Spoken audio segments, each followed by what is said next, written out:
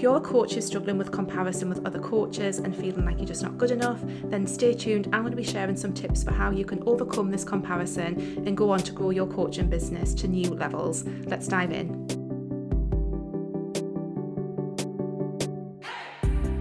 Hi there, welcome to the Wholehearted Business Show. I'm Laura. I help health, life and spiritual coaches get more clients so they can generate more income and live their most aligned life. And today on the show, we're talking all about comparison. Now, this is something I've got a lot of personal experience with, and primarily comparison with other coaches, basically, and other business owners. So I've experienced it quite a lot, that feeling of comparison, of me not being good enough, of, why would anyone ever work with me? This person is there, they're amazing, like I'm shit, everything I do is crap, and being in that mindset and being in that place that is just really unpleasant, and it's not very nice when you are looking at everybody else and seeing all the amazing things that they're doing and just feeling rubbish about you. And obviously, we know that social media is a massive highlight reel. We're not seeing behind the scenes, we're not seeing all of the detail, but it can still feel, really soul crushing, and it can have a very, very negative impact on your business because ultimately it stops you showing up in ways that are going to help your business grow and you get more clients and, your business be a success. So it's a really important thing to tackle. And like I say, I do have a lot of personal experience with this, and I'm happy to say it's something that rarely happens now. So I'm going to share some of the tips that I've learned over the years of having dealt with this myself, and also supporting some of my clients who also have dealt with this too. So the first thing to consider is what the comparison is trying to tell you. Now, this is particularly helpful if there's a little bit of a jealous edge to the comparison. Now, I know it's not very nice to admit this to ourselves, but sometimes when we feel comparison, there's also a little bit of jealousy in there because someone else seems to have something that we want.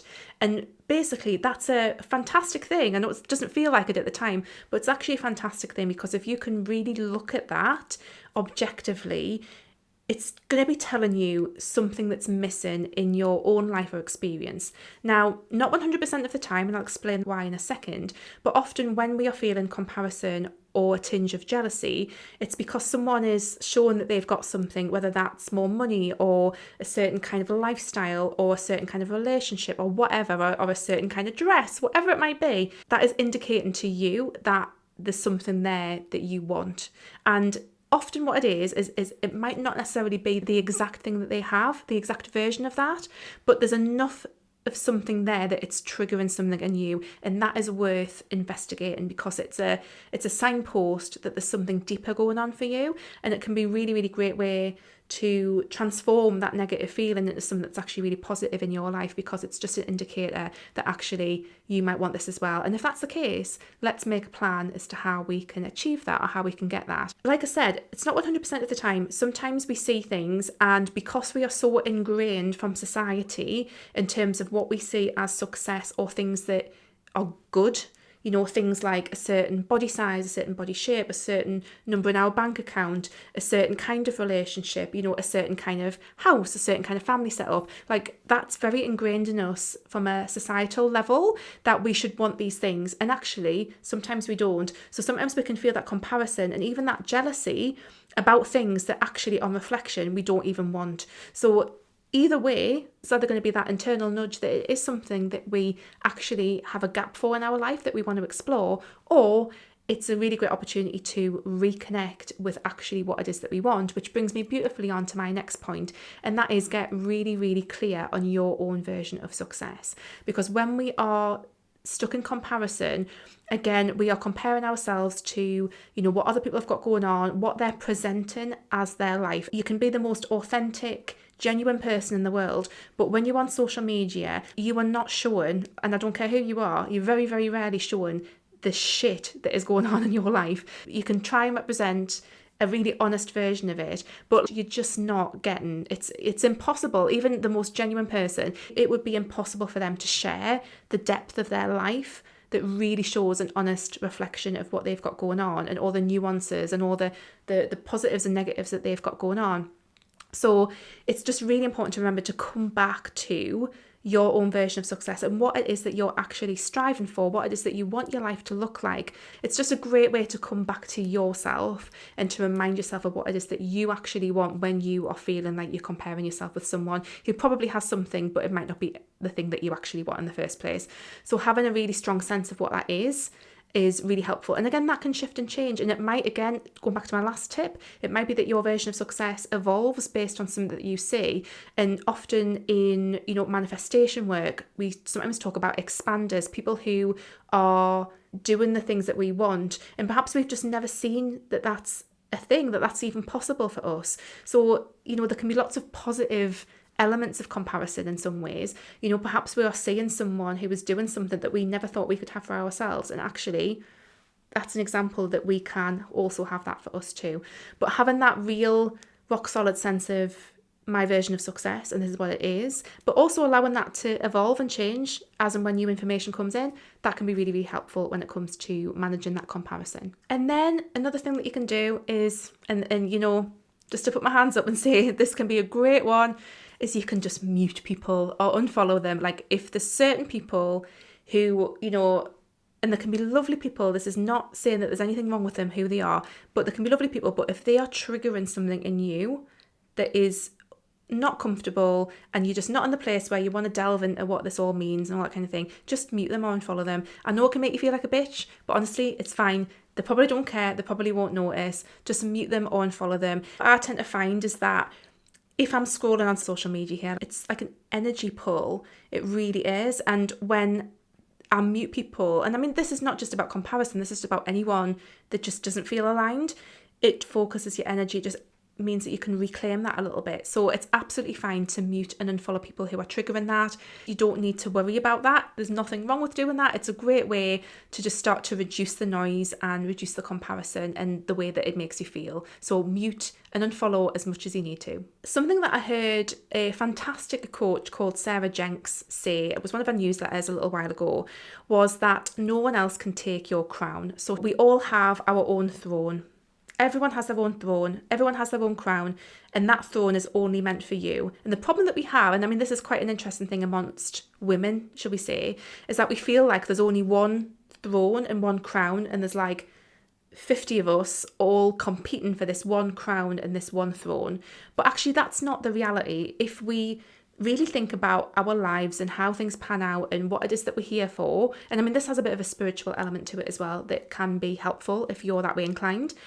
But, to imagine that we all have our own crown, our own throne, no one can take that away from you. It's meant only for you. I find that a really helpful concept when dealing with comparison, because again, we're thinking, well, that person's got that and isn't she just so much better than me, and, all that kind of thing. But if you imagine, she's sat on a throne with her crown doing her thing, but look, over here is your throne with your crown, and she's not going to take that away from you because that's yours. Often comparison is triggered by this feeling of not enoughness and not good enoughness and competition.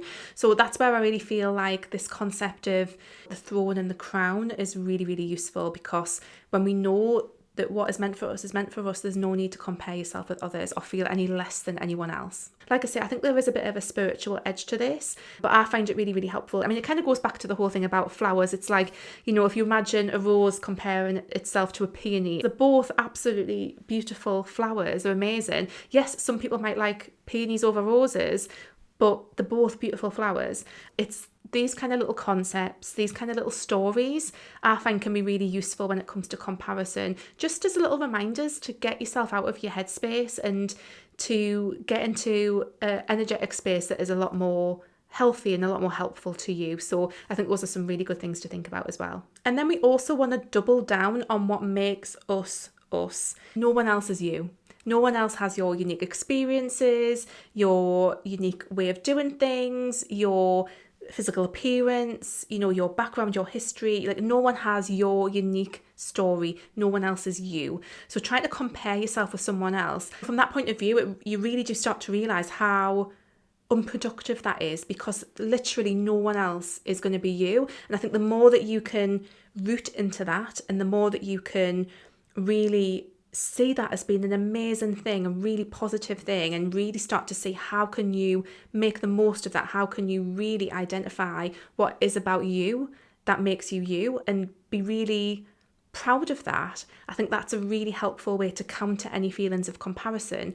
And it just gives you that sense of, I think it's almost like that sense of self-esteem. It really helps to build that a little bit when you start to really see yourself in that way. Like there literally is no one else who is like you. And again, like I say, comparison often has this kind of edge of jealousy, this like fear of competition, or this feeling of not being good enough. Like those are, when I've experienced it, those are the things that have kind of intersected with it a little bit.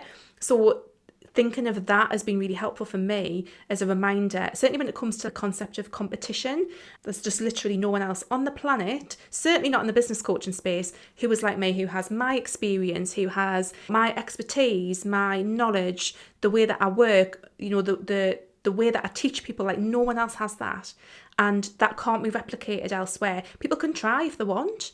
People can try and copy off you or whatever, but they'll never be you. They'll never have your energy, your way of doing things. Any of that, I think, is really, really powerful when it comes to all of those associated feelings that often come with comparison. Another thing that you can do around this that's going to help with comparison is anything that you can do to grow your confidence. Now, again, I just mentioned there a little bit about reminding yourself that no one else is you and really doubling down on that. And I think that's another great way to grow your confidence.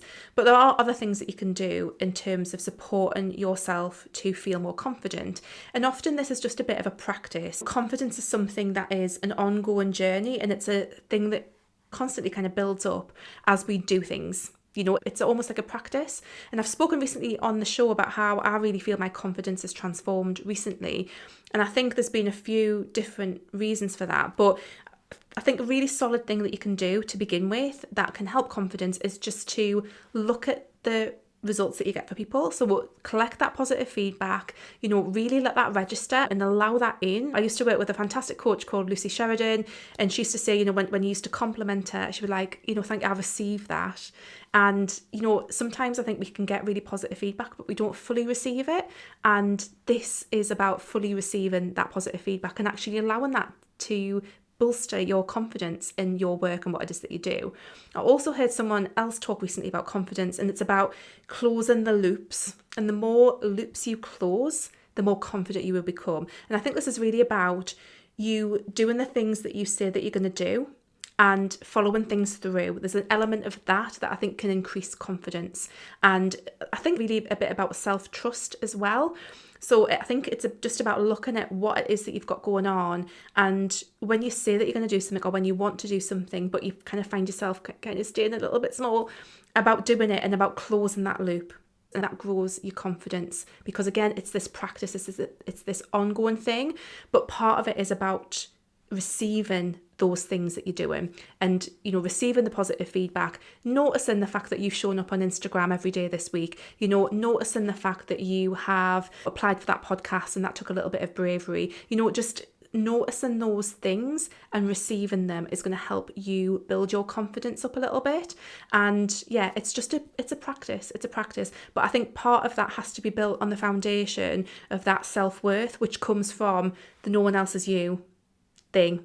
No one else has what you have, no one else has your unique experiences. It's a really good to build this on top of that foundation. Actually, I think that's probably what it's looked like for me in terms of like this shift that I've experienced recently.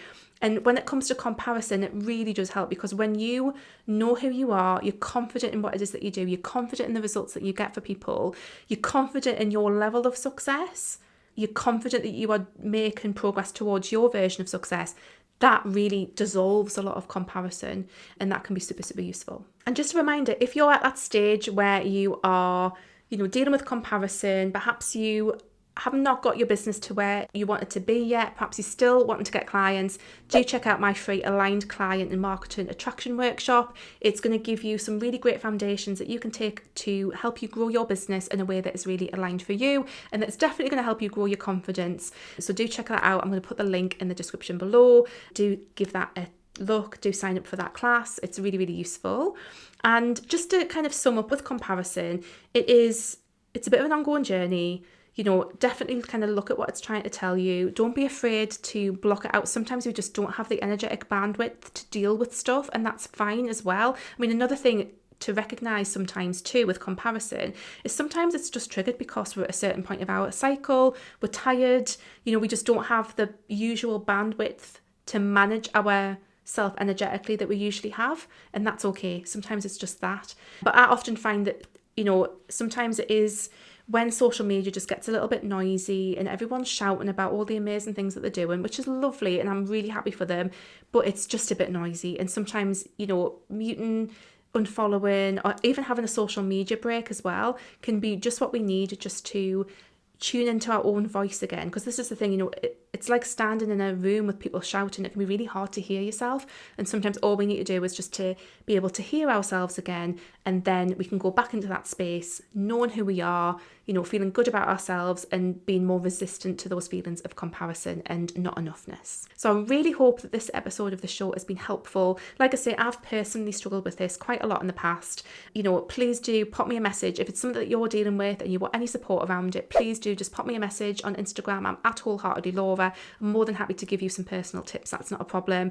If you're watching on YouTube, please give me a thumbs up and leave me a comment below. Let me know what you've enjoyed about this episode of the show. Let me know if comparison's showing up for you. I'd love to know what has been helpful for you, if you've overcome comparison as well. Just let me know if this has been useful. It's really lovely when people tell me that they've been listening to the show. It means a lot. And I will see you next week, guys. Take care. Bye.